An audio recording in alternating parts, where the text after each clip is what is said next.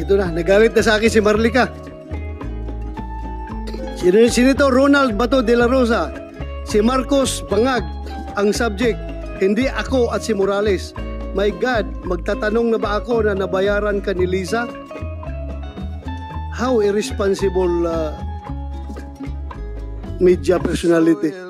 We are trying our best here to come up with the truth and nothing but the truth. Wala tayong pinapanigan. Ngayon, pati ako tinitira na ni Marlica. Marlica, punta ka dito para pakinggan ka namin. Hindi yung gagamitin mo yung power of the media para siraan ako. Very responsible naman yan. The mere fact, ha? Pakinggan, kailangan itong